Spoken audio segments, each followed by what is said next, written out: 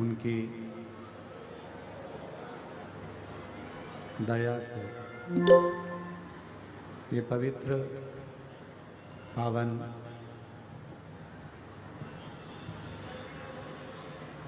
शिव महापुराण की कथा श्रवण करने का सौभाग्य बाबा देवाधिदेव महादेव भगवान शिव की कृपा से, करुणा से, माँ दंतेश्वरी के इस पवित्र पावन क्षेत्र पंडाल की आवाज खोलिए, पंडाल की।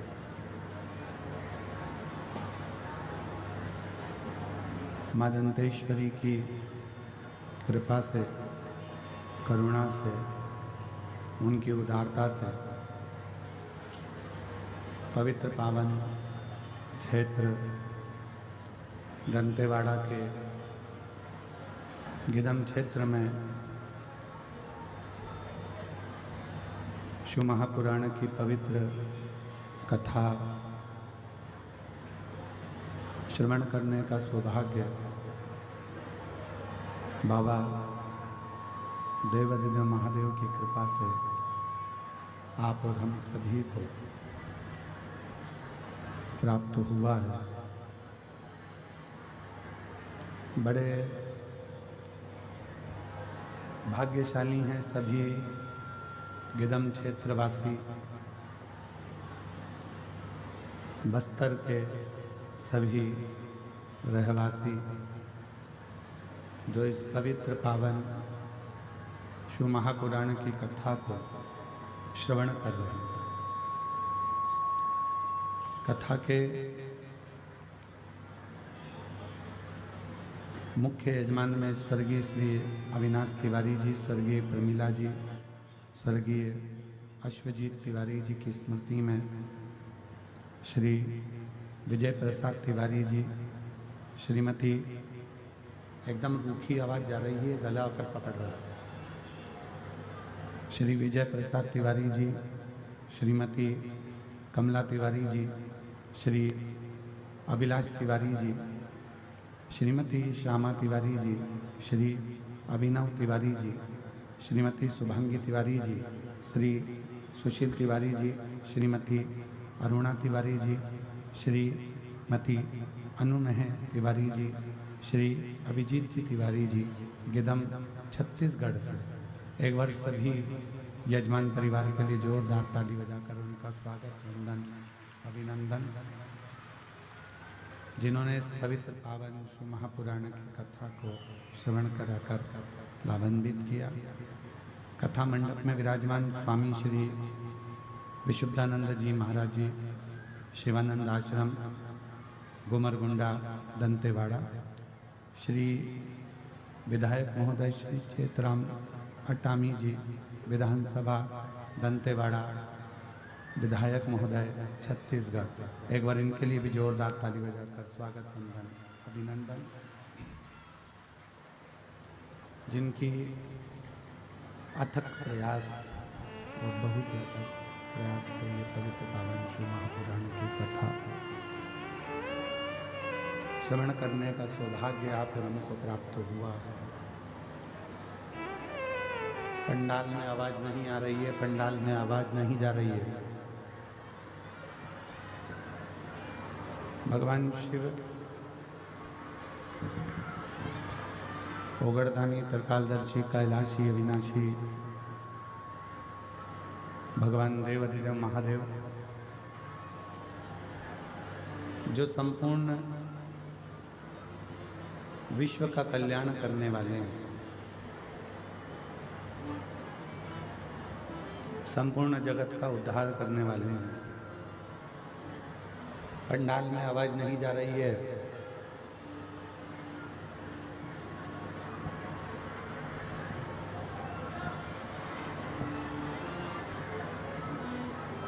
शिव की कृपा से, भगवान देवाधिदेव महादेव की करुणा और उनकी उदारता से ये जो मानव का शरीर मिला है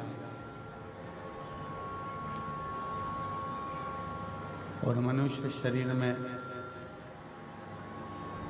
भगवान की अविरल भक्ति करने का जो ये मौका मिला है, यह हमारे जीवन को सार्थक करने वाला है।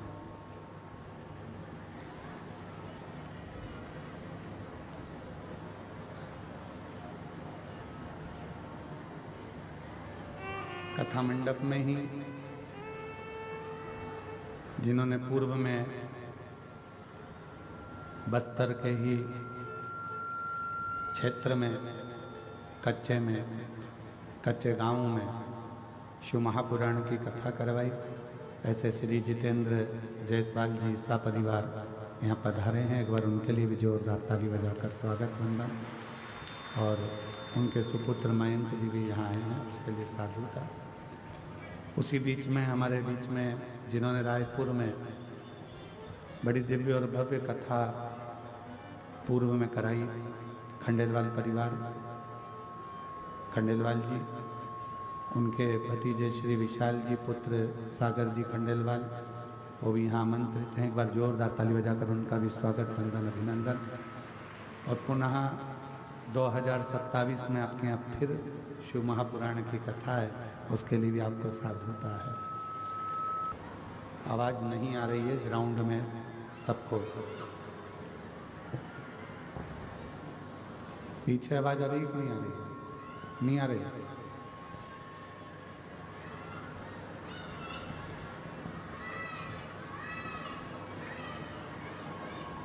एक तो बड़ी मुश्किल से मानव का ये शरीर, मानव की देह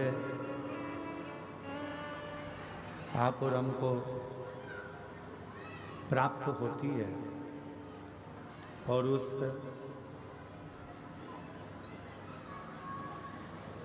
मानव की देह में भी अगर हम भगवान देवादिदेव महादेव की अविरल भक्ति को धारण न कर पाए,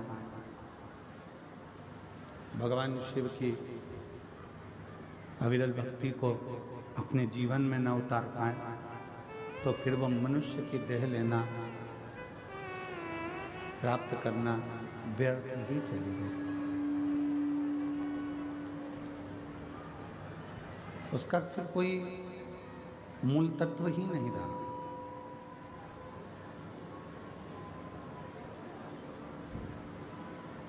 देखिए, 83,99,999 योनियां काटने के बाद ये 84,00,000वें नंबर की योनि मानव की प्राप्त हुई, मनुष्य की मिली।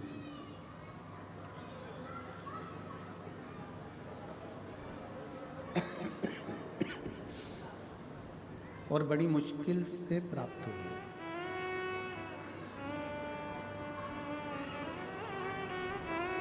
ना जाने पूर्व में कितनी कितनी योनियां हमारे को मिली, क्या क्या बनकर हम जन्म लिए, और उन योनियों को काटने के बाद में जब ये मानव की देह 84,00,000वें नंबर की ये मनुष्य की देह प्राप्त हुई, क्यों मिली?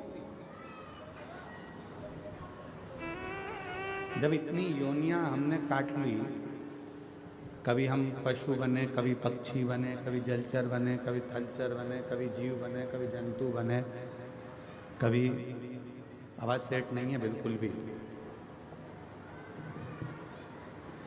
शंभु शंभु शंभु शंभु शंभु शंभु शंभु।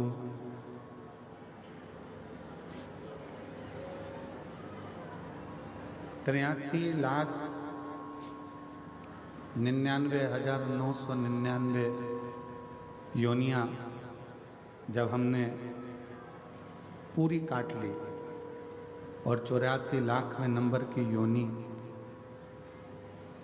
आपको और हमको प्राप्त हुई,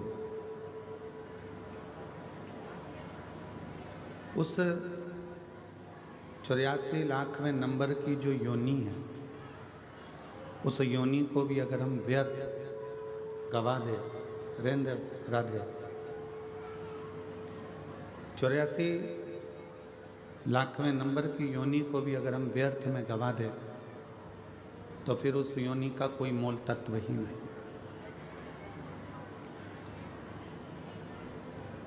ना जाने कितने कितने हमने पूर्व में कोई पुण्य करे होंगे, सत्कर्म करे होंगे, अच्छे कर्म करे होंगे,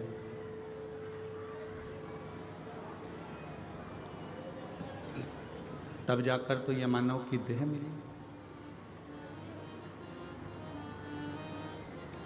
और मान लो उस मानव की देह को फिर हम गवा दे, व्यर्थ निकाल दें, फिर वापस वही जलचर, थलचर, वायुचर, ऐसे ही जीव जंतु पशु पक्षी की योनियां प्राप्त करते रहेंगे।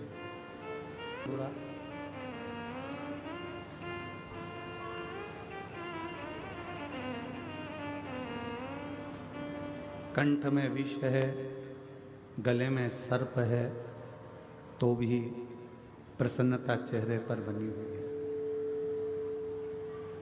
और यही प्रसन्नता आपकी जिंदगी में होना चाहिए, यही प्रसन्नता। उसका कारण क्या? ये प्रसन्नता आपके जीवन को श्रेष्ठ बनाए। कोई आपको कितने भी नंबर दे कि हमारी निगाह में आप ऐसे हो, हमारी निगाह में आप वैसे हो, आप ऐसे हो, आप वैसे हो, उससे कोई मायना नहीं रखता। कोई आपको चोर कह दे, कोई आपको साहूकार कह दे, वो भी मायना नहीं रखता। कोई आपको ताना दे दे, गाली दे दे, आड़ा टेढ़ा बोल दे, वो भी मायना नहीं रखता। मायना क्या रखता है कि आप अपनी निगाह में अपने आप को क्या समझते हैं।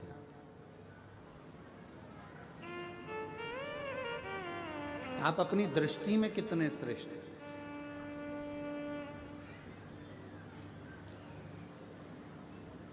अच्छाई अपनी कंपनी का माल है, सत्यता अपनी फैक्ट्री का माल है। यदि आपके दृष्टि में आप सत्य हो, आपकी दृष्टि में यदि आप अच्छे हो, तो दुनिया में कोई भी मिलेगा ना, वो आपको सत्य ही नजर आएगा और अच्छा ही नजर आएगा, उसमें आपको कोई बुरा दिखेगा ही।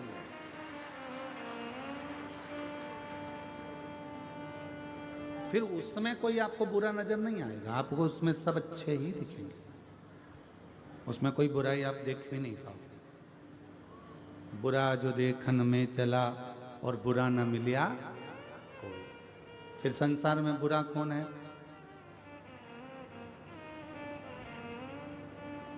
भाई बुरा देखने अपन चले और बुरा कोई नहीं मिला तो संसार में बुरा कौन है? सियोर वाला महाराज।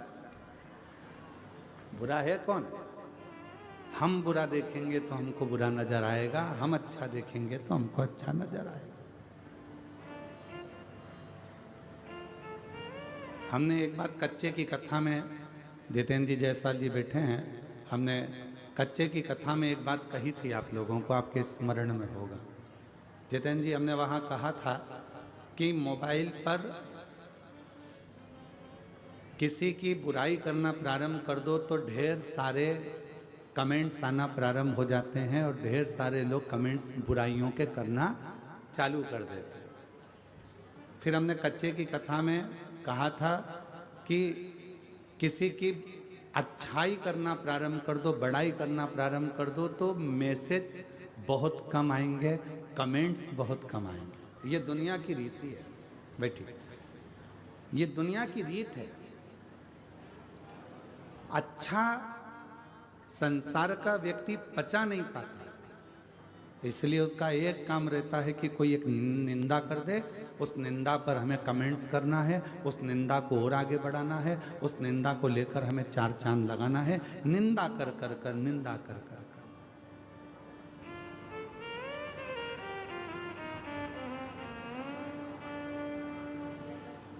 कहीं से ऐसा मालूम पड़ जाए कि इसकी निंदा करना है, बस वो निंदा को लाकर अपने को निंदा करना प्रारंभ करना है और जनमानस में उस निंदा को देना। क्यों? उसका कई लोग कहते हैं गुरुजी ये निंदा करने वालों को भगवान नहीं सुधारता, तो कहा परमात्मा ने इनको जानकर कर पैदा करा है, क्योंकि अगला जन्म इनका जो होगा, निंदा करने वाले का जो अगला जन्म, हमारे शास्त्र कहते हैं कि चुगली करने वाला, निंदा करने वाले का अगला जन्म कब्र बिज्जू का होता है। कब्र बिज्जू जानते हो, जो कब्र को खोद कर उसमें से मुर्द सब अच्छे नजर आएंगे, और आपकी दृष्टि में अगर बुराई भरी होगी तो पूरी जिंदगी आप बुराइयां ही ढूंढते रह जाओगे। चाहे अपने मोहल्ले में ढूंढोगे, मोहल्ले में बुराई ढूंढते ढूंढते थक जाओगे तो कॉलोनी में बुराइयां ढूंढोगे, परिवार में बुराइयां ढूंढोगे, परिवार में नहीं मिलेगी तो फिर सब दूर बुराइयां ढूंढते ढूंढते जब अपना गांव कम पड़ जाएगा तो दूसरे क्षेत्र में, दूसरे गांव में, दूसरे शहर में बुराइयां ढूंढना प्रारंभ करो। पर अच्छाई आपके पास में ग्रहण नहीं करता। भारत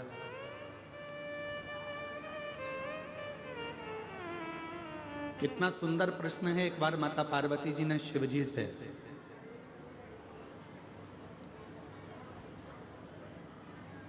मां गंगा के घाट पर एक प्रश्न किया।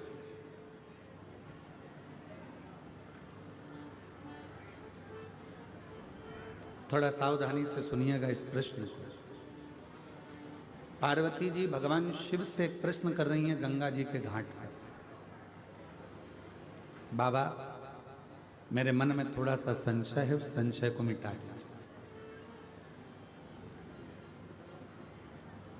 क्या संशय है? आपके हृदय में संशय कौन सा है? क्या संशय अड़ गया आपके हृदय में जो आपको बेचैनी हो रही है, चैन नहीं मिल रहा, शांति नहीं मिल रहा?